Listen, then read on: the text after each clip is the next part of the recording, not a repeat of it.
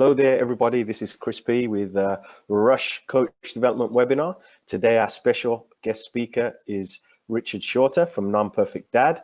Richard, we're so honored and pleased to have you. Welcome. Happy New Year. Mate, it's a privilege to be here. Happy New Year to you. Happy New Year to everybody. Good to see you today. Yeah, thank you. And Richard, we're really happy to have you on. Our core value this month is leadership. So I think you are one of the leaders, of course, in parent engagement and parent education. So we're honored and blessed to have you on. Tell us a little bit about you and your journey, Richard. Well, mate, firstly, I love technology, don't you? Just being able to hang out with you guys in America today with makes it so much easier, and it is just a real privilege to be here. So my journey, I'm in my early 40s. I started life as a youth worker. I did a degree in youth work, worked primarily in the church world. Ran a skate park, thought I was pretty cool. My kids don't think I'm cool, but I tell them I ran a skate park. It must make me cool. And I noticed that kids went home after spending the afternoon or evening skating with us. And I noticed at home, and it's not rocket science, is it? But as a young 20-year-old, I wanted to change the world. I wanted to radically help young people from all sorts of backgrounds. And I noticed that home had a far bigger influence than me, and I thought we were doing some pretty good youth work. In fact, we were doing some pretty good youth work, but home either turbocharged what we were doing, or rather we turbocharged what home were doing when it was good and effective, or home was really undermining and destroying the influence that we were having at the skate park. Now, of course, there are kids who came from really difficult backgrounds who still managed to take what we were talking about at the skate park and have gone on to do really, really well despite their home background. But in my early 20s, I was really challenged to be thinking about how do we influence the home environment and how do we connect with the home environment, because they have so much positive power, and to see young people's potential grow and flourish. And so I carried on doing that. I've lived in some deprived areas. I'm now a church minister, and I do that part-time. And I also do Non-Perfect Dad part-time. And the aim of Non-Perfect Dad is really in the sports world, particularly in the professional elite sports world, to help organizations and parents connect together better, because organizations want to see kids' potential shine. I want to see kids' potential shine. And I think if we're all being honest, everybody knows there isn't an A, B, C, D to getting a kid who's playing professional sport or representing their country or being an Olympic gold medalist or playing in the Premiership or whatever the top league of their sport is. And if I said to you today, oh, I could promise parents that if they followed this plan, their kid would be this, you'd be like, that's a load of rubbish, Rich. And all of us parents know that there is this potential we see in our kids, but the conversations we have with our kids, the interactions we have with our kids sometimes help grow that potential. And sometimes, if we're honest, hence the Non-Perfect Dad name, my interactions with my kids don't help their potential grow. I stuff it up. I'm too busy. I'm not as present as I could be. And so what I want to do through Non-Perfect Dad, for what I am doing, is helping organizations, so coaches, institutions, great people like yourself, work out how to help parents release that potential, and how parents and coaches can be on the same page together. Because ultimately, when I talk to great coaches and I talk to good parents, they're all saying, flipping it, we get this kid for a short period of time, and then they're adults, and we just want to do our bit in seeing their potential grow. And for a very, very few, that might equal household name professional sport, but the potential that the kids can get from sport will impact their employment, their partners. I mean, we have a famous TV program in both countries, don't we, called The Apprentice, and I sometimes watch The British Apprentice. It does my head in, but I often challenge parents, what would your child get fired for on The Apprentice? Because you think about those young people who go on The Apprentice, they're kind of early 20s, and no one's perfect at that age, but they all have these over-the-top accentuated character flaws which make great boardroom battling.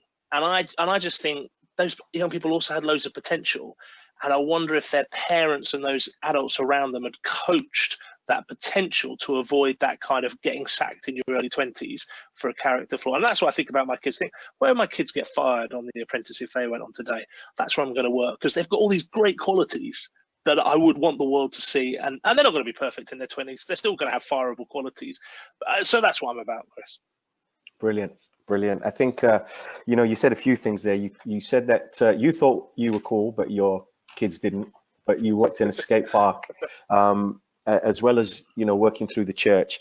Um, Two things that resonated there with me, Rich, is trying to be the conduit and the connection on how do we connect parents in the sports world and have children develop character within sport, but also within life. And then the other thing is how the home life can essentially undermine or accelerate the influence that coaches can have, you know, on Yeah, totally. so, and we'll, you know, obviously get into that as well. But, you know, I do know that you have a degree in community and youth studies and theology. So you only have the 2 degrees, not the 3. Is that correct? But you have the 3 degrees No, I've album. only got 2 degrees. Yeah, I've got 3. Do you have the 3 degrees CD or vinyl? No, I don't. No, I don't know. No, yeah, my first degree was in youth and community studies, and second degree was in theology. So that doesn't Yeah. help hugely in the sports world. That may be some of the pastoral reflections, but yes. Yeah, but I think it does help. I think you've done a great job, and you do a great job of how you link that, right? And how you get the community behind the team in essential, right? Oh, totally. And then I see that you have diplomas in life coaching, facilitator for strengthening families and communities, which I think is huge, and you know, which is something you've obviously tied into Non-Perfect Dad as well. And you say you're doing both part-time as the church mister and Non-Perfect Dad. However, you know, is there anything part-time really in reality with the time that we dedicate to things? No, I mean, I'm a very fortunate man, Chris. You know, both jobs fuel into each other. Both jobs are about developing people. They're both jobs about helping people thrive in their context. So, if I go and see a great sports psychologist speak, I'm often thinking, oh, that'll work really well at church. That'll help me support people in our church community. We work in quite a deprived church community, so my life is really broad. Because I work in some of the top professional sports teams in the UK, as well as some of the top independent schools. So I go from kind of rags to riches every week in the context that I embody. And you know what, mate? I find that people are people. Yeah. And I find all institutions, it'd be great to kind of get some, you know, I see we've got the chat room open. I mean, what's exciting people in the room at the moment? How many people we've got? About 15, 16 people. It's great to see you all. What potential do you want to grow in kids? Let's just throw that out. What potential do you want to grow in kids? Because when I listen to people who are at perhaps the more upper end of British society, the la-di-da people, and just, you know, everybody in between, I hear similar kind of character traits that they want to kind of develop through people. So if you're about, just pop in the chat room, what areas of potential do you want to grow in kids as you coach or as you parent them? Let's see what people come up with as we carry on chatting. Yeah, so for me, you know, and we'll get the attendees to type in the chat room, and we'll bring that up or in the questions. For me, you know, as a parent and as a coach, I want kids to have grit and resilience. However, sometimes as parents and coaches, we're very quick to take away the problem from the children, so therefore not giving them a chance to develop the characteristics of grit and resilience, right? Mate, totally. And I think, look, we live in a really pressured world, and I think parents have a tough ask. It's a great privilege being a parent, but you know, we've got schools who are putting loads of pressure on us. We've got our own pride and self-esteem that's putting pressure on us. Our family history, and our children's sports institutions are all saying, you know, do this, do this, do this, do this. And we live in a society that really isn't very tolerant of failure or mistakes. We live in a society that likes to kind of squash people for that. So and on top of that, no one likes to see their child in pain. I don't like to see my children in pain. And if we're going to let them fail and stumble and kind of struggle to work out problems, we're gonna have to get used to seeing them feel uncomfortable, and that makes me feel uncomfortable when my kids are uncomfortable. And I think the challenge for us parents is to sit with that discomfort and help them scaffold a solution around whatever they're doing. And you know, the amazing job about being a parent, Chris, is that we are never selective. So in the sports environment, you as a coach, every coach always has a selective edge to their relationship with children. Whereas we never have, as parents, a selective edge to our relationship. It's why when parent and coach work really well together, we can help our kids through those challenges, particularly selection challenges, because because we're there as a shoulder to cry on, a support network, but we're not there to take all the pain away, nor are we there to solve all the solutions. But I do understand why people rush to that. It's a natural human response. And I must be honest, some parents just are like, tough, deal with it yourselves. So they're tough, deal with it themselves is equally making a child completely independent is completely unhealthy. I often share the analogy, imagine your kids practicing soccer in the back garden, and I don't know if do you have greenhouses in America? In the UK, we have these kind of like green. There are. So for those that in the UK, but not very common. In the UK, people. My granddad was really into his gardening, and he erected this glass house, a greenhouse, where he would keep his plants when they were young. And you can just imagine the scenario of a kid kicking a soccer ball from his back garden accidentally into next door's back garden and smashing through the greenhouse. And the kid comes to you and says, "Mum and Dad, I've just broken next door. I've just broken Fred's greenhouse. What do I do?" So the sort of parent that you talked about will go, "Oh, don't worry about it. It was just an accident. I'll go and see Fred and I'll sort it." So that's making the child codependent on you, and that is smoothing out all the problems, right? The independent parent would be like, well, it's your fault, you did it, go and sort it out, okay? Whereas an interdependent parent might be like, okay, well, let's talk about this. What do you think should happen now? Oh, I'm really scared. I can't talk to Fred. Fred's got a massive dog that's going to eat me. And Fred always shouts at us for doing football. Yeah, but you did break their window. So do you not need to take responsibility for that? Okay, so how can you do that? Oh, Mum and Dad, you go do it. No. You take responsibility, but how can I make you feel safe? Well, can you come with me? Yeah, of course I can, but I'm not doing the talking. Oh, but what am I going to say? Okay, well, let's role play that then. I'll be Fred in a mood. How dare you break my window? You respond to me. Oh, Mr. Jones, I'm really sorry. It was just an accident. I'll pay for it. What do you mean you're going to pay for it? Have you got the pocket money now? No, I haven't got the pocket money. Can I do jobs for you? Or so I would see that as a really healthy conversation from a parent that's saying, yeah, look, you made a mistake, but I'm going to help you scaffold a solution around this. I'm not going to make you just solve it, because just to send a kid to knock on Fred's front door if Fred is Fred could be a lovely neighbour, in which case I would want to go. If it was a lovely neighbour, I definitely want to go with my kid, because I don't want Fred to go, don't worry about it. I want to go, no, Fred, he needs, or she needs to pay for that. They need to take responsibility. I want to make sure that Fred doesn't make it too easy and wipe away the pain. But also, if Fred is a horrible neighbour, I want to go and I want to stand behind my child as a supportive network, but I don't want to take the issue away from them.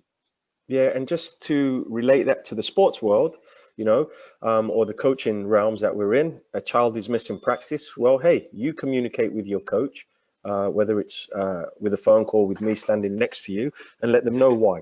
Let them know that you haven't done your homework, and give them chances for those opportunities, right? To do that. So we do have a couple of things in the chat room. It says, this is Damien. Cool. He says, I want to develop a child's confidence and the ability to properly communicate with others. Cool. That's pretty cool.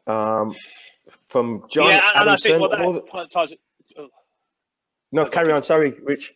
No.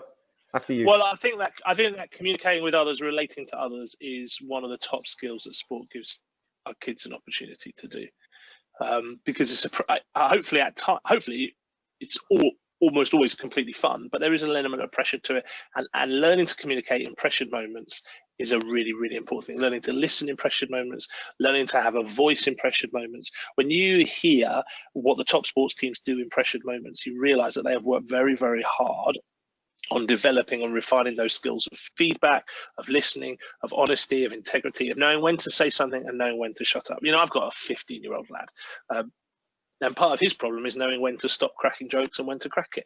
And there's and he has that across life, and as well as on the sports pitch.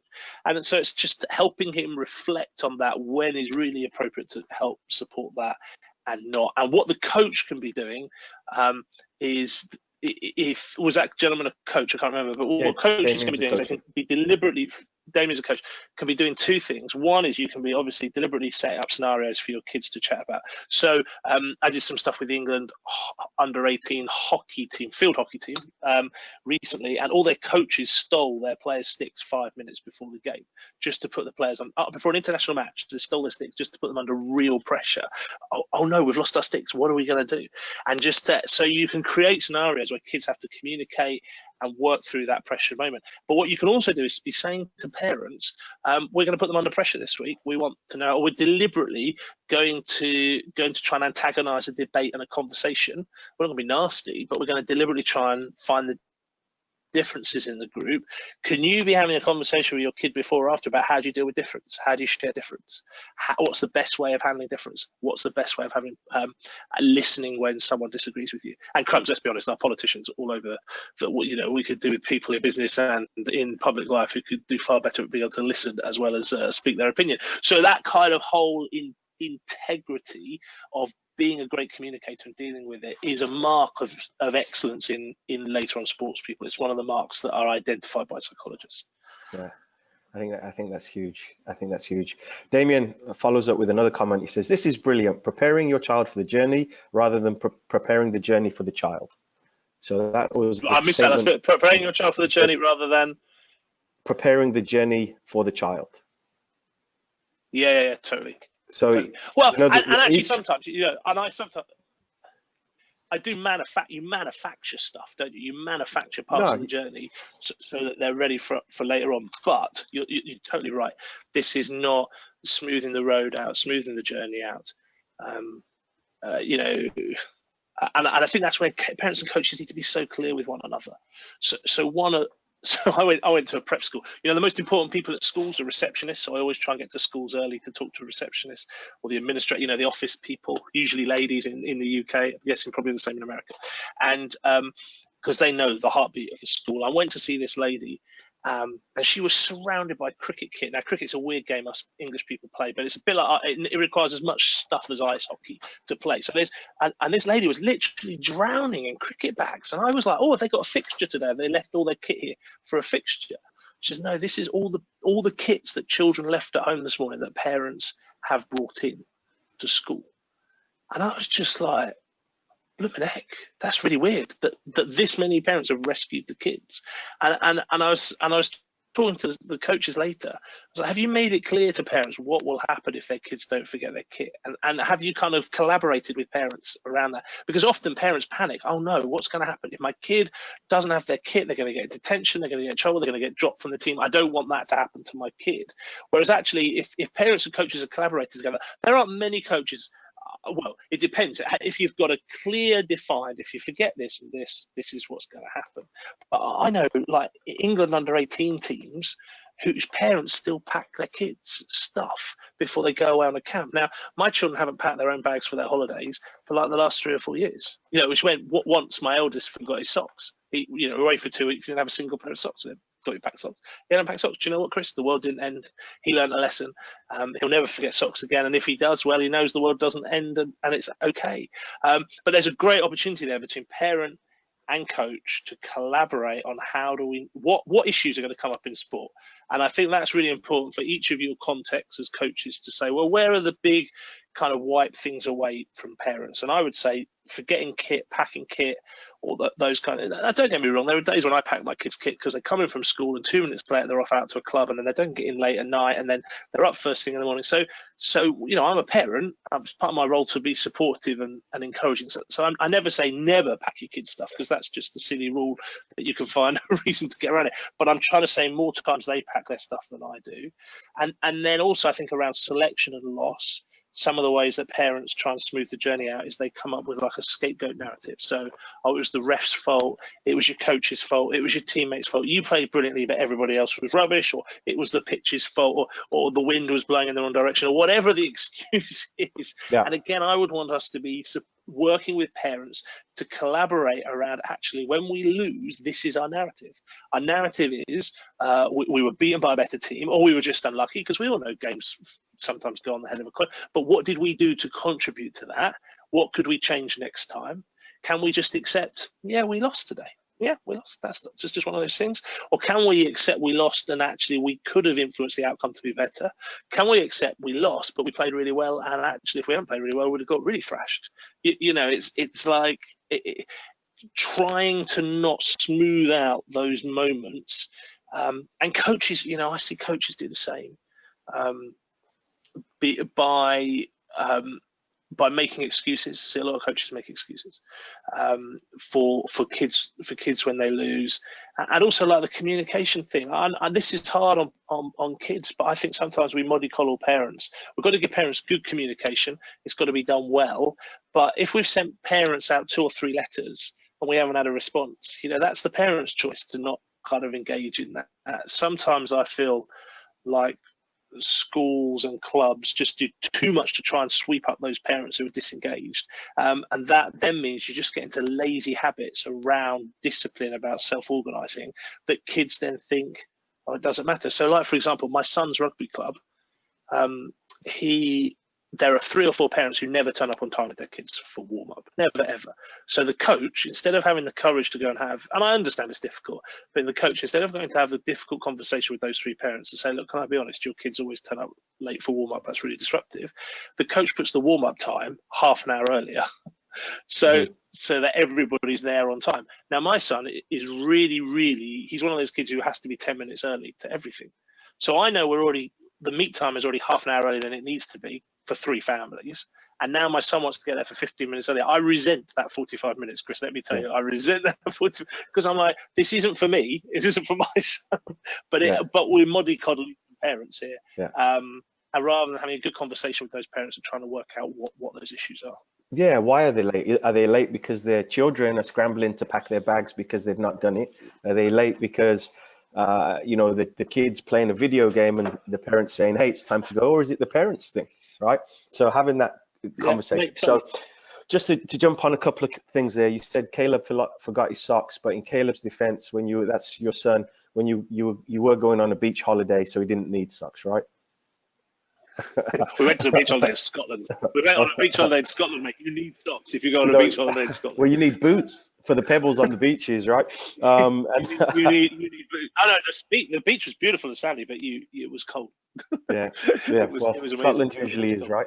Scotland usually is. And then the other thing was, after you, Rich, sorry. No, I was just saying the most stunning country in the world, I think. Anyway, go on, Karen. I'm just fast. Go on, keep going. Yeah.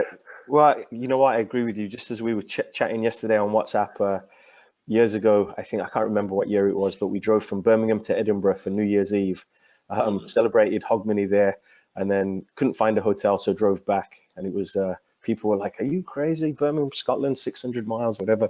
But 600 miles is a drop in the ocean in the US driving. Yeah, so just on the other thing, right, as you said, as parents and coaches, we often make excuses when the result has not been favorable. So, a couple of things that we do is we say it's winning and learning, not winning and losing. So winning and learning, not winning and losing. And the other thing we say is it's only a loss if we lose the lesson. So what did we learn from today? How can that change us? And that's, we use that in our kids. And, I have 3 boys, as you know. My middle boy, Anthony, is very much like Caleb in certain ways, right? Not knowing when to stop or when to make the joke, kind of thing. But they had a heartbreaking loss in the last seconds of a state cup game, and his first reaction was he wanted to smash everything. And then we discussed, on the way home, not, hey, just think about how far you've got, how far you've come, what did we learn from it? Yes, it stings. Yes, it hurts. But I can see that your team and yourself won't be involved in conceding another goal that way in that manner, because of the hard lesson learned. So there's another one in from John Adamson, all the way from Wigan. So he's in England. So John, how are you for joining us? He says that he would like the children that he works with, the ability to feel comfortable to communicate their feelings and reason why they are acting up, so we can understand how to deal with them better. These are some of the characteristics. Mate, so that gentleman's name was John, was it? Was it John? Yeah. Yes. I mean, I think that's a perpetual challenge. Firstly, I think it's great wisdom that you recognise that acting up is not usually the issue. There's usually an underlying issue. I think that's really hard for kids to communicate that. I think it's really hard for adults to communicate that sometimes, John. I think sometimes we don't quite know what is creating our behaviour to manifest it as it does, and particularly for children, depending on the ages. So I've got a 10-year-old. She came home from school the other day in an absolute foul mood. Everything was wrong. Everything was wrong. Wrong with her lunchbox, wrong with what we planned to do after school. I thought we planned a pretty fun activity. I hadn't picked her up from school from ages. I thought we'd sorted that out. But it took half an hour for her to get around to tell me the issue, which was she'd fallen out with her mates that day. That, you know, if one of my kids would have come out of school and just said that straight away, I've fallen out with my friends, so it feels like this, you know, because they're just very open. But the other one, it just, everything was wrong with the world. And for once in my parenting life, I just let her be angry and whatever. And I'm glad I did, because it kind of that gave her the permission to do that. I think what's really important in that, John, is helping, again, both coaches and parents have conversations which recognize that it's helping kids say, listen, there's something niggling you here. There's something going on, and we're just going to give you the space to be you in that moment in a way that's respectful. And if that's angry, so a bit like your son wanting to smash things up. And, you know, sometimes if they want to go in the garden and smash up wood with an axe that's productive, you know, that's cool. Yeah, if you look, you're angry, you know, you can't quite put your finger on it, just go and do that. If it's, you know, if a kid does come to training in a steaming mood, they don't know why, it's like, well, just go and kick a ball against those markers for 10 minutes. Just go and smash. Come on, let's go and hit a ball as hard as we can, or just give them permission to let that kind of volcano come out, but in a way that is respectful to themselves, others, and the kind of the space that they're around them. And do you know what? Sometimes I don't think you will know exactly what's going on with them, but I think that's what's amazing about coaches. That's why I said at the beginning, parents are the most influential, but as a dad, I love the fact that my kids have a number of very significant adults in their lives, because they will talk to them more than they'll talk to me about certain stuff. They will feel safer talking to those adults than they will talking to me, because there's that, not what will mum or dad think, and I have to live with mum and dad with what they think. And I think, John, that's where just offering that consistent pastoral care, which I'm sure you're doing because you already pointed out that around that behaviour. I think the biggest challenge, because I run kids groups as well, I coach and I run kids groups for naughty kids, and well, they're not naughty kids, but they're kids at school. Kids that act naughty. So to my kids that act naughty. And and it's sometimes, you know, sometimes difficult. You've got 16 kids in a room, there's 2 or 3 of you, and 2 are clearly having a bad day. It's sometimes very practically hard to get them aside and say, look, is this exercise, you know, what do you want to do in this space? Because you're clearly feeling unsettled. How can we help you re-engage quickly and feel connected? And, you know, sometimes we've had really successful conversations with that, and sometimes we just haven't. I really like emojis, so depending on what age you speak. So if I can't get kids to talk, I'll often get them to send using my phone, or if they've got a phone, just to send a WhatsApp message to someone they care about, or on my phone. So my wife gets lots of WhatsApp messages from me with just emojis on. Just say, like, just send my wife, just this is how you're feeling. Just pick 4 emojis for how you feel today, so that they can start to talk about that.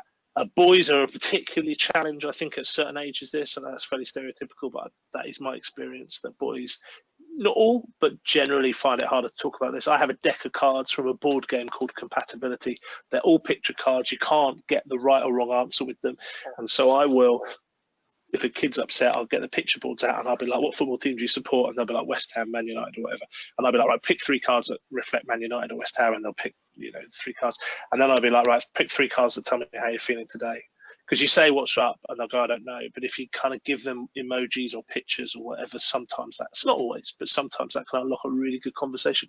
I noticed you picked the beach one. And you said you're upset. I'd love to go to the beach. What's going on? What's negative about the beach picture? Oh, because I'm on my own. Oh, okay, cool. Why do you feel on your own at the moment? You know, so you can have some really lovely conversations prompted by tools like that. And again, for me, the important bit between parents and coaches is scaffolding those conversations together.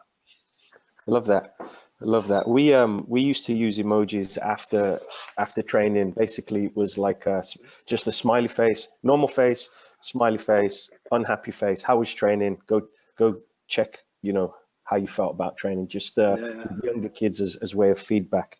So I think that's the thing. And I think the other thing is key that you've mentioned there, Richard, is just sometimes we're not going to know what's wrong, but we should know the children who are in front of us. So maybe it's taking the time from the walk from the car park to the field to connect with different kids, and just really getting to know them, which might give you a little bit more insight into what's going on. Is it, you know, are they coming from a 2-family home, for example, mum and dad are separated. Were they at dad's this week? They forgot the shorts because dad didn't do the laundry, or mum didn't send them, and stuff like that. So just important things to remember as well.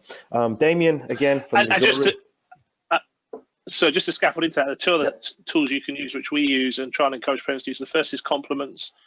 It blows me away, particularly with blokes groups, when we just deliberately get in a circle and we say, right, give each other a compliment. So when I'm coaching, part of the warm-up, it might use a ball. If it's a static group, I might just get them in a circle, but I'm like, right. So in football, I might go and pass someone the ball, and then run over to them and give them a compliment, and then go and get the ball off somebody else and get a compliment off someone else. So you are starting your session with, actually, I'm really pleased you're here. I'm really pleased you're here because of this. I'm really pleased you're here because of this. I'm really pleased you're here. I try and give everyone a high five or a fist pump at the start of my sessions, just so they have some physical contact, because I think that's really affirming. If they want to, they don't have to. But if that's really affirming. And then at the end of the session, we just do highs and lows. So 2 highs or 2 lows, or 1 high and 1 low, and nobody feeds back. No one criticizes why. So someone might say, a low, I didn't feel like I had the ball passed to me today. And no one's in the kids are allowed to go, yeah, you did, you had loads of balls, because that's their experience. As a coach, you might go, okay, we'll work on that next week. We'll talk about that next week. But just getting the kids to do highs and lows and affirming that. So that's taking the emoji thing particularly. But you know, the thing with compliments is I do it with like 10-year-old boys who are like, all think they're little gangsters, and I mean they're not, but you know, and the depth. So I think they're just going to say things like, I like your football team, I like your hair, I like your trainers. The depth that they go really, really quickly with compliments is unbelievable, absolutely unbelievable. They nail it. And my challenge in that role is to try and get the parents doing that regularly at home. We try and do that at home, and you know, the siblings don't always like complimenting each other. It's sometimes a drag, but yeah, there we go. We do it. Yeah, I like the way you're rocking those headphones. Yeah, thank you. That's just to keep the sound working perfectly. So Damien from Missouri again, he says, how do you respond to the parent that says development is fine, but if we are placing the best players on one team, they need to win, otherwise there's no point? Oh, that's a great question. So help me understand that a little bit more. So they're putting the best players on one team, but they're not, and so winning should be. Yeah, I mean, Damien, you've just hit the nail on the head of probably the biggest tension in youth sport, and it's not just parent to coaches, because there are a ton of coaches who just think the aim of an under-7s team is to be champions, which is bonkers. But so Damien, I would say, so in the sessions I do with parents, I try and cover this a lot. And the first thing I would want to start to talk to that parent about particularly is about themselves. Tell me about your life. Tell me what you do as a job. And then depending on their job, I would want to talk about how highs and lows and how not winning in their job help them be better at their job, or help them be better in their life. Now, some aggressive parents won't take kindly to that. So this is where the job of the coach is really down to interpersonal relationships. So I'm not saying always do this. I'm just saying that's a way of doing it. I do in the sessions, I get parents to put their hands up, and I say, hands up here, whose biggest learning has come through failure or disappointment? Almost every parent's hand goes up. It's like, so why do we just celebrate winning? I think we have to recognize we live in a results-focused society. So, Facebook, I've never seen a parent on Facebook go, my kid's had an all right week. It's like, look, here's little Johnny, and here's a big trophy, and here's the big cup his team have won. I put a statement up on a screen which says, one team hasn't lost a game all year, one team has had mixed results, which team has learned more? And I get parents to shout the answer, and so, I could be in a room with 200 parents, and almost all of them will instantly go, mixed results. So, okay, that's interesting. But so we recognize that mixed results is better for development, but we still just want to win. And so I think sometimes we have to name that winning thing as an adult ego. I would be wanting to do a little bit of research with my players about why they play and what they get out of playing. And I would be very surprised if winning was in the top 3. It might be, but I would be very surprised if it is. So I would be then wanting to share with the parents, look, the kids don't come here to win, they come here to get X, Y, Z, which is developmental, things like that. Of course, a team that is developing should be winning sometimes. I mean, I know some teams, a new team might start and they might lose every game because they're just bonding and forming. But that is part of that developmental journey, is learning to win and lose. So that is an important part, although I recognize sometimes league structures don't let you you have the facility to do either. But I would, in your team meet, in your parents meeting at the beginning of the season, just have some fun with parents about why process is really, really important. I would try and map out famous players' journeys.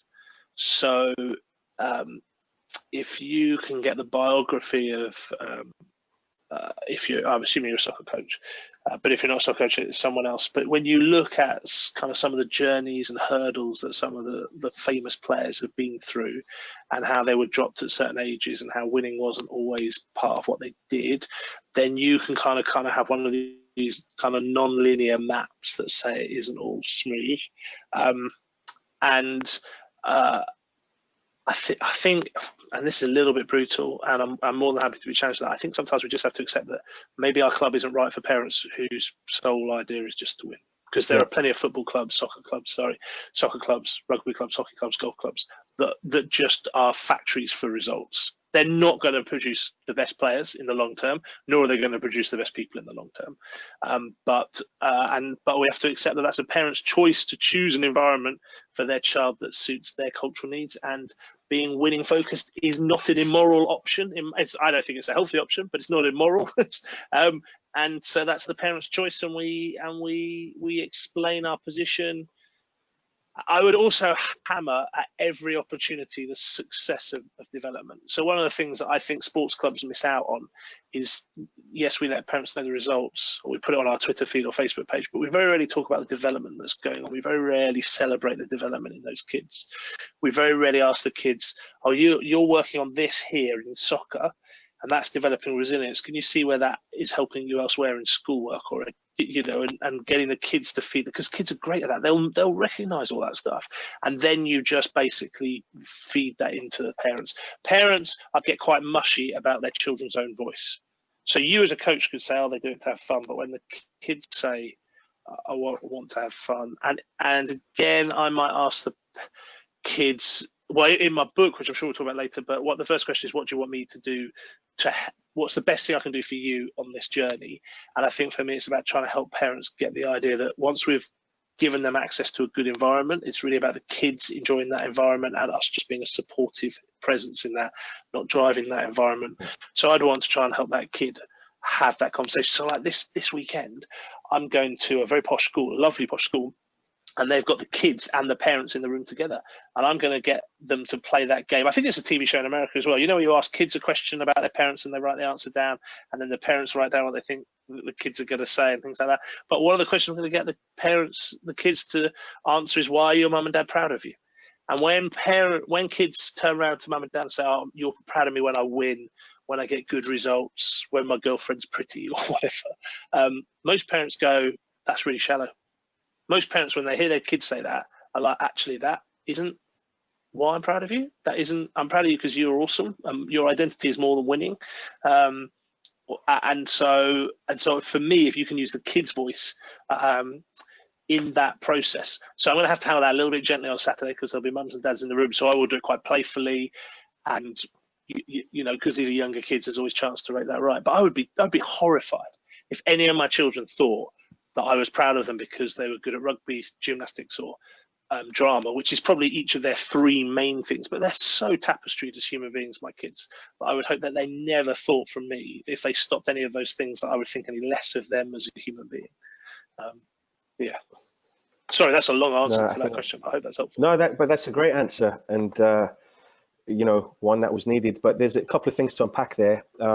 And I do know I am going to be cognitive of your time and know that you've put this presentation together that you want to share, but just a couple of things to jump off there. So, you know, just acknowledging that parent may not be good enough, you may not be the club for that parent. So for example, Southwest Airlines, there's somebody complaining that, you know, that the flight attendants were messing around during the important part of takeoff, and you know, wear your seatbelt low and round the hips like J Lo wears her trousers, for example. So they wrote to the CEO of Southwest, and the Southwest CEO's response to that was, dear Mrs. Such and Such, thank you for your complaint. We will miss you. Safe travels. So sometimes you've got to have the to be brave enough, right? to say that. And do you know, mate, there are some clubs, there are some sport institutions that I would really like to work with, but they are results factories, and they see parents as the enemy, so they're not going to work with me, and that's a shame, because I like, you know, oh wow, I'd like to work with them, but I won't, because our values aren't aligned, you know, and I think, and that's difficult. We all want to be liked, and especially because we see kids in the middle of it, like, blooming heck, that's a kid. We want that kid to thrive, and that kid would thrive in our environment. But it's recognizing that is that parent's opportunity. It's tough, but I think that's the right thing to do. Yeah, I think you spot on there, you know. And then the other things were, I really loved the idea of mapping out a famous player's journey. So, for example, basketball, everybody knows Michael Jordan was cut from his high school team twice, went on, you know, the Michael Jordan story exists. And then, you know, just to build on that as well is there's a guy called Bill Walsh, and he wrote a book called The Score Takes Care of Itself. So just really focusing on the process as opposed to the outcomes, I think is huge, right? So in America, and sometimes in England as well, you've mentioned that there's people who are very results driven, but I think we're in the races to the wrong finish lines. And can we have our victories with values? And you just brought up values. Are we willing to compromise our values just to get the W on game day? So, you know, these are other little things that we can think about as well. And then just thinking about which sports do a really good job of bringing out character traits. I think, you know, martial arts has been brilliant, right? As young boys, my boys did martial arts, and I thought that the discipline, the respect factor were really brought out within the martial arts. And I think we need more of that in football, soccer, as we say over here, to bring out those traits as well, you know, to bring out those traits. And then the final thing before we get into the presentation, or let you have the mic back and keep commenting, was the fact that you worked with England hockey at under 18s, and the coaches stole all the hockey sticks. I thought that was, I think it's brilliant, because now we've manufactured a situation that players have to deal with adversity. We've placed speed bumps in their development to see how they navigate, right? Instead of giving them, again, all the answers. However, very dangerous if you've done this and maybe not communicated with parents. So the key there was having, you know, letting parents know, hey, this is a speed bump week, just so you know. Here's some talking points for the way home or the way there, you know. I mean, you make an excellent point there. I mean, that environment is, the coaches in that environment are so playful and so supportive that every parent, I would imagine, and I've done some work, I do quite a bit of work with the parents there, I would imagine that most of the parents whose children are in that environment understand the type of fun-based culture that the coaches have created. So they would know immediately. I don't know if they did communicate it. That's an interesting point. I need to go back and ask that, because that is a very interesting point. But if we are, I have a confidence that because of the type of culture that those coaches have created, the majority of parents wouldn't have panicked, because they would go, the coaches are involved in this. They're so creative. They're so playful. They're so supportive and stretching. But yeah, no, it's cool. Right, should we see if we can get this PowerPoint here a little bit? Yeah, and then as you're pulling that up, buttons for screen sharing. As you're pulling that up, Rich, just to, you know, it's important to, again, know who's in front of you, know who you're dealing with, and just keeping that communication open and stuff like that. There was the book. We're going backwards. Pictures. There's a bit. I know. I don't know what I did there. I mean, I think for me, just to share, I guess. Is there a weird box? Is the Go Webinar control panel on your screen as well? I still have the screen as one of the presenters. But okay. We can see yours. We can see you as well. Yeah, let me see what they can see over here. Oh yeah, brilliant. We've had a question come in before you start. Rich, before you start, one more question. Is that okay? And this is from Mauricio Suarez. Mauricio, thanks for joining us. He says, how do you manage partners who think winning is the most important for kids at young ages under 12? Parents, I think it meant parents. How do you manage parents who think winning is the most important thing for kids at young ages under 12? And I think we answered that earlier, Rich, with, you know, how do we define Yeah. So Maurizio, if we need to But dig but back maybe into but let's take that issue and let's just work around that, because for me, the reason I do parent engagement is because I want to give coaches more time and energy for athlete and child development. Yeah, and the reason I do parent engagement because I want better outcomes for children, basically. And so everything that I'm about, although I'm very for parents and very pro parents, is because I want to give young people better outcomes around those outcomes that you've just talked about with young people. My favourite sports story is that of Katrina Douglas. She won the British Golf Open in the early 1980s as a young 21, 22-year-old. Her dad was significant in her sports journey, and sadly he died 3 months before she won the British Open, only a major open. She went on to play in the women's version of the Ryder Cup, but forgive me, I can't remember what that's called. And the reporters gathered around her and said, "Your dad, he'll be looking down on you and he'll be so proud of you right now, won't he?" And she turned around and kind of shocked the reporters and said, "No, he won't." And I'd have loved to have seen that, Chris. She went on to say, "My dad's pride was never affected by what I did. With a little white ball on freshly cut grass, my dad was always proud of me." And I think for me, that's just a massive kind of high benchmark of parenting. I'm sure if you ask my 3 children, do I reach that? I don't always.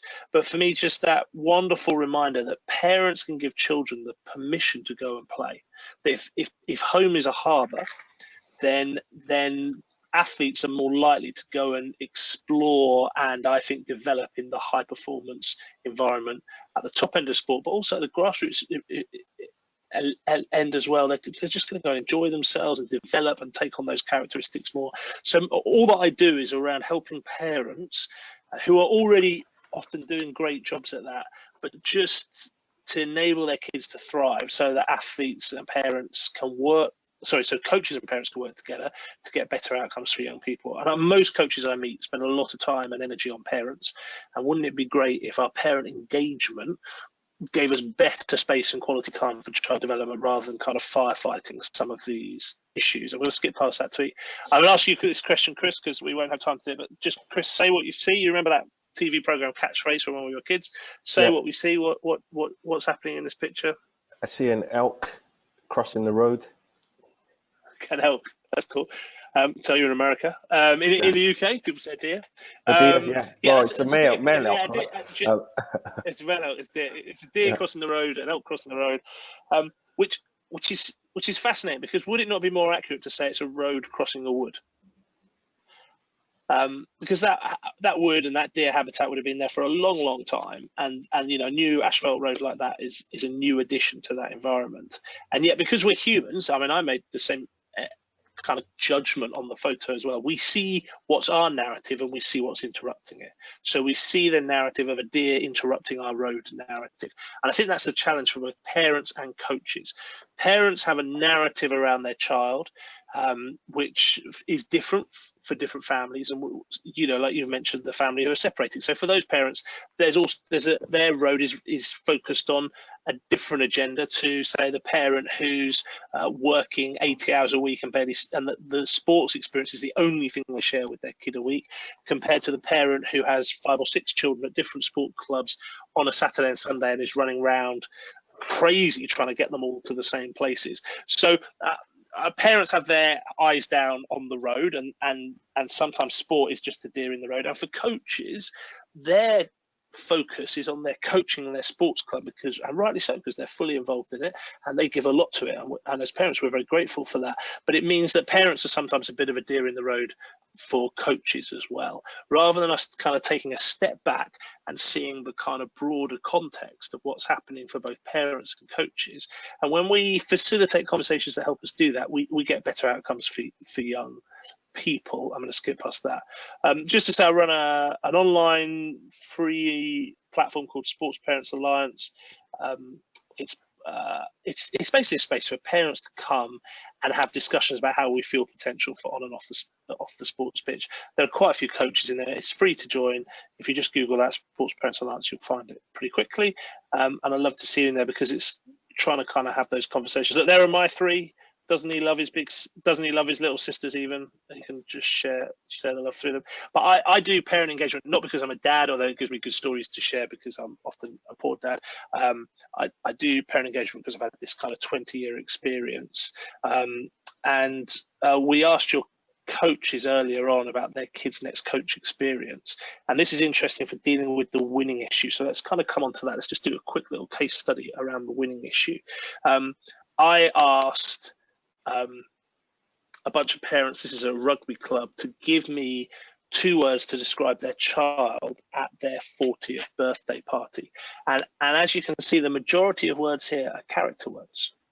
You know, even those parents who are dead set on an under 12 side winning, if you ask them what will your child be like at 40, most of them won't say a winner. They will, for some they will say that, but the majority of parents in your club will give out character words. So I don't know if you can see that. Some of these are quite funny actually. Perfect. But this is for a rugby club. Yeah, perfect. Perfect. Yeah. Jumps out. It jumps out. Yeah, it does. So you know, you get whether that's someone bantering around or being serious, I don't know. But these are all done. Less smelly is in there. These are done anonymously, and this was about 100 parents, and then the app creates a word cloud for the most popular responses. And for me, if as coaches we can keep reminding parents, listen, we want to produce great young people through our systems, and you want to produce great young people. If we can make more noise about that, that will reduce the noise about winning and expectation management issues. Won't remove it, because those noises are always going to be there in parents' heads. I've had the privilege of doing some work for Manchester United. So I've asked their parents the same question. I work with their parents in smaller groups rather than bigger groups, so this is a small group. And look, here again, you know, winner jumps out there, but winner isn't the most popular word. Happy, successful, kind, funny, respectful, confident, a gentleman. You know, these are parents whose kids are at what is statistically the most successful academy in the world at the moment. For producing kind of first team players, and so, you know, these are families whose lives are very much likely to be changed by football and the income that Premiership football brings, and they still want good kids. Yeah. You know, I did notice that one parent wanted their kid to be pissed on the. I know. Well, that's their 40th. So I just to make you. That was Manchester. We've got someone here from Wigan, so I need to be careful. But that was Manchester on Sunday morning, so I think it might be reflecting people the night before. For me, I just want you to imagine you're driving through a nice village. I don't know what happens in America, but in England, when you drive through villages, they're trying to do lots of things to reduce people's speed through doing that. So you know, you might have a speed camera there, but you'll have lots of other things, like there'll be a sign when you get into a village in England that says, "We welcome careful drivers."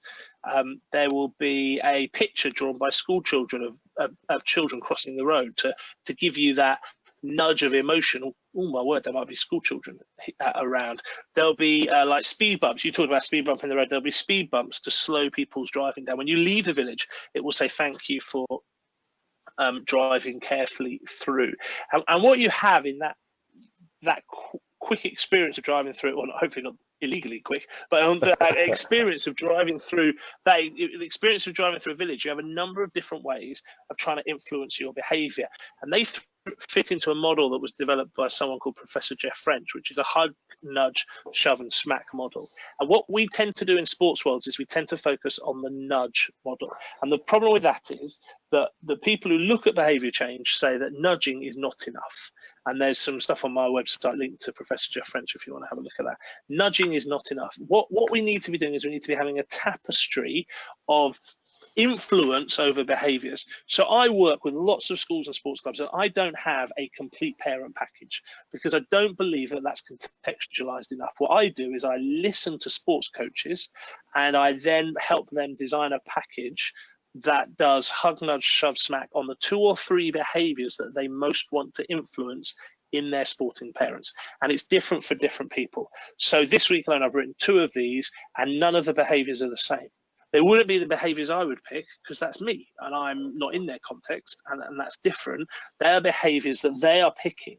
And I, you know, I had my hair cut last week just for this webinar. No, I didn't. I just needed to do it. But you know, imagine if I sat at the hairdressers and just said, no, just cut my hair, do what you want with it. That's pretty risky, and I might not be happy with the outcome. But I could have no complaints about that because I wasn't specific and measurable in what I said to the person. And that's my fear about parent engagement at the moment, that we're having lots of nice ideas around communication and getting parents on board, but we're not really being specific about the individual behaviors we're trying to change, and we're not measuring them. So for example, you're just winning question, which comes up a lot, and so it's a great question. What I would do, and this is off the top of my head, so I would refine it a little bit, but I would, for hugs, okay, a hug is like, well, you can work it out, can't you? It's just saying thank you. It's being really encouraging. It's being really supportive. I would acknowledge that winning makes us feel good, and there's nothing wrong with the feeling of feeling good. Okay, and I would also acknowledge that parenting is it's the biggest delayed gratification task any of us will ever do if we're parents. Like, I often joke in my sessions, how do you know if you've been a good parent? Well, you don't until they've chosen your nursing home. So you work hard at just thanking the parents for their support, giving parents good meetings, not just one parents meeting at the beginning, because that's just a nudge. Then you give parents lots of information about why process is really important, that we've kind of talked about. Yeah. So that's the story of people like Michael Jordan and others. But you keep that fresh in people's memories. Okay. Then you do shove stuff. Now, shove is something that you cannot avoid. Okay. So I might get, and this would be a bit cheeky, but mid-season, I might give all the parents a card that says, I like it when we win, but I like it more when we XXX at football. Yeah. Okay, so you're deliberately getting the parents to write a card to their children saying, winning's good, but it's more important to me that you do this at football. Yeah, so that you are trying to get the parents to think about, okay, yeah, winning's okay, but how do we stretch the parents into writing to the kids? Getting the parents to write to the kids, or getting the kids to write to the parents, is really, really important. Another shove is getting the parents and children to have a conversation about why development is really important. So I might, and okay, my book's about questions to talk to parents, so you might nick a question out of the book, but also you say to parents, we'd like to have these conversations with kids this week, and every kid who can come back to us and give us your 2 developmental goals for their children will get a reward. Yeah. So what you're doing there is you're basically using the kids' development. Yeah, and parents don't want to hold back their kids' development, so more parents will join in with that than opt out, because even if they don't want to have a conversation about process, they want to be about winning, you're helping them do that. And then the kind of smack stuff, well, if you drive through a village too fast, you get a speed camera. Thinking about the winning stuff, I think it's okay to challenge parents who you've got to know about constantly going on about winning. So if I had a mum who came up to me and said all the time, oh, we want to be winning, what was the score? I might ban parents from asking each other what was the score for the first half hour after the game. I might say to a parent who's really keen on winning, listen, I know you're keen on winning, and that's okay, but I'm only going to let you ask me a question about that once a month. Yeah, because we are about process here. I'll put a very strong boundary in about that, playfully, not aggressively. And recognize, again, part of the smack is, well, maybe this club isn't for you. Yeah. If you're really that concerned about winning, maybe this club isn't for you. I'm going to do some work with the football team in Utah, which is really exciting. And one of the things they want is their parents to be shown more respect to the opposition, which I think is a lovely thing to do. So we've done this model around that, because I think actually if we can value the opposition, actually then we don't value winning quite as highly, because we see the opposition as human beings as well. And actually we want everybody to have a good experience, and we recognize that maybe they're just better than us, they deserved it more, whatever. And also under 12s, I mean, gosh, some kids' development, I mean, we've all seen the kids at under 12 who look like men or full-grown women, and they just dominate a football pitch, and that's just one of those things. If you've got one of those kids in your team, there's not much, or in your opposition, there's not much you can do about that. So that's just a really, really quick walk around that, Chris, because I'm conscious we need to finish. And I just want to say to people, whether you're a coach, if you're a coach and you've got something in your culture or environment or your team that you would like to talk to me more about this, please just drop me a line, give me an email. I'm going to give you my email address in a minute, because I love to work with people who want to move parents' behavior on to getting better outcomes for young people. And if you're a parent and you're thinking, actually, yes, I do want to grow potential in my kids, but I'm not quite sure how. Well, I'll tell you about the book in a minute, but the book, I mean, who reads a whole book and who puts into place a whole book? So, but again, get in touch with me. Tell me which bit of your child's potential you're wanting to develop at the moment, and we can talk together. You can come into Sports Parents Alliance. I'd love to have you there. I really want highly engaged parents who want to see their kids' potential develop. Just to let you know, these would be the top behaviours I would change. I would want parents to communicate before you in ways get which into are that, curious. Rich, let me interrupt you for 1 second. Two things, just real quick. This is from Coach Deborah Scholes. Debbie's joining us from Arizona today, visiting for, the West Coast. And she's a former teacher, years and years of experience as a teacher, Brilliant. PE teacher and stuff like that. She says, winning is not won by the person who scores the goal, but the team that produces the opportunity. So Deborah, thank you for your profound statement there. And then just another thing on that, Richard, as your email's up there. Obviously, the book is brilliant. It's a short book, very easy to read. 40 conversations for the journey home. And just on the little village thing, Richard, you know, I had a fear of speed bumps, but I'm slowly going over them. So I just wanted to add that in. Thank you. Very good dad joke, Chris. That was so Richard, that's terrible. Richard Cheatham, so, thank you for that one. Yeah. That is. Oh, bless you. So here are the three conversations I would talk about. I would map. So the work that I do, particularly in rugby, maps around these things. Communications, which is curious. So rather than parents come up to coach and say, "You got that wrong, coach," I'd want parents to be coming up to coach and going, "Help us understand this more." Because I think that makes a coach's life a lot easier. If parents are curious, and you can do hudge, nudge, smack, shove on that. I'm going to tell you how now because we don't have time. I would want parents. So this is really linked into what we're doing. Conversations which build character and mindset rather than process. So process rather than results focus. I think for me that's the biggest gift that coaches can give to kids by building that nudge, shove, hug, smack model around for parents. And then lastly, I want parents to realise that sport is subjective. You know, you could put 100 coaches, give them exactly the same team, and they would all do things differently.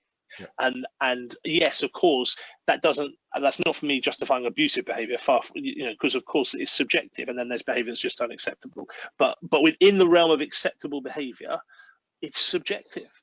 And you know, so my son's rugby coaches, do they do my head in sometimes? Yeah, they do. But they're great gents. They volunteer their time. I'm so chuffed my son's in that team. It's not how I would coach a side, but it isn't my job, and I haven't put my hand up to coach. They have. And so I accept that it's subjective. And sometimes I might sit down with them and go, I'm a bit curious about that. I'm not comfortable about this. Can you help me understand it? But I'm not there to say they've got it wrong, because they haven't got it wrong. They've got it differently to how I would do it. And that's a massive thing to try and help parents get. So there's the book, Conversations for Journey. You can get it on Amazon in America. If you read the whole thing through and email me, I'll send you a prize. That's a promise, because I don't think people read books like that anymore, Chris. And there's my email address. If you want to, you know, honestly, if you want that nudge, hug, smack model to see that development and parent behaviour change, I do just need to say this: you will never get all the parents' behaviour changed, and nor will you ever deal with the 5% of parents who are really, really, really, really hard work. Yeah. We lovingly fence that 5% with the hug, nudge, shove, smack model, but we do not ever get rid of them. They're always there. They are the bane of our lives, but we love them and we love the kids that they bring, and that's that, you know. And but we put firm boundaries in. So good parent engagement is not about the terrible 5%. Good parent engagement is about the 50% who are the quieter ones, who actually, with a bit of a support through hug, nudge, shove, smack model, will actually together partner to see the potential character traits grow in these young people. I'm going to finish there. Well, a couple of things on that. Maybe we just have to bring you back for a part 2 to do the hug, nudge, shove, smack model, if you want to, and then we'll just finish up with if you still have a little time to go through the some one-worders. Yeah, go on. All right, go. I'll ask you some questions. You get one-word answers, right? Ready? First one. It's going to require you to think, so I'm watching your facial expressions. Family. Awesome. Parent support. Essential. Parental support in sports. You can give the same answer. That's fine. No. I'm just trying to think. But what was the thing again? Say it again. Parental So support parental in support sports. in sports, yeah. Enriching. I'm going to go with enriching. Enriching. Oh, I love that. Football.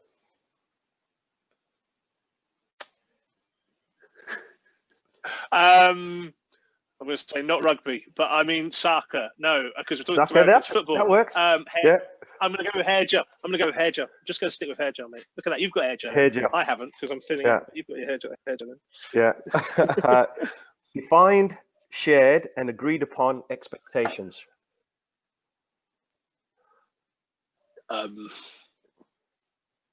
Utopic. Oh, I love it. If I'm going to have to Google that, what that means. Conflict resolution. Ooh, there's so much I want to say on that. One word, Rich. One word. Guaranteed. Guaranteed. Yeah. That's not enough. That's not good enough. No, that's again. That's going to be in part 2 when we. No, we'll do it in part 2 when we do hug, nudge, shove, and smack. Coaching. Life changing. Is that one word if I put hyphen in? Yes, that's okay. You can. Life changing. So, hey, what were you going to say on conflict resolution? I don't want to take that away from you. I think so. I've been mediator trained. That sounds very professional, doesn't it? I'm not always sure I'm pretty good at it. But you know what? We are rubbish at it in the UK because we have a stiff upper lip. I reckon if I took the American caricature, forgive me, and do feel free to email me correctly, I reckon Americans are a lot better, a bit like the Northerners, at saying what the problem is, but I reckon we're still not good enough at being able to listen to one another. The problem with conflict resolution is that we've taught people that conflict resolution is about I have to compromise and you have to compromise and that's the way forward. Actually, good conflict resolution lets you get a win and lets me get a win. So actually, good conflict resolution is about both people winning, but it's helping people find the win in the conflict for each other that's actually more essential. And we just so I would say as a coach, you should just say to parents, we're going to fall out. Listen, I've got your kids for so many hours a week. You love your kids. I love coaching your kids. We're talking about sport, which is the most subjective, emotional thing that our planet, other maybe than religion and politics, that our planet has. So we're going to fall out. We're going to not agree eye to eye. So this is how we are going to fall out right now, and we're going to practice it. And we're going to practice it. Our first parents' meeting, we're going to practice falling out because we just don't. We're not very good at going, yeah, we're going to fall out. And that's human. That's normal. That's totally okay. I love the fact that my kids fall out. No, I don't. I hate it. But what I have to do is I have to restrain myself from getting involved because they're learning to negotiate with one another, listen to one another. Instead of me going, you three, get on, sort it out. I have to just try and remember to just take a little bit of a backseat. And then if one of them steps over a value, gets physical or starts swearing or whatever, then I might step in and I might be like, whoa, this is not cool. But I think that learning how to negotiate that conflict, and again, I think it's essential for coaching kids. Anyway, that's enough for that. I need to go pick my kids up in a minute. Yeah, guys, thanks for joining me. You drop me an email. Let me know what was helpful for that. Brilliant. Thanks, Richard. Thanks everybody for joining us. Goodbye. Happy New Year. And Richard, you were brilliant. I'll catch up on the WhatsApp with you, and we'll let you go. Part 2 coming soon.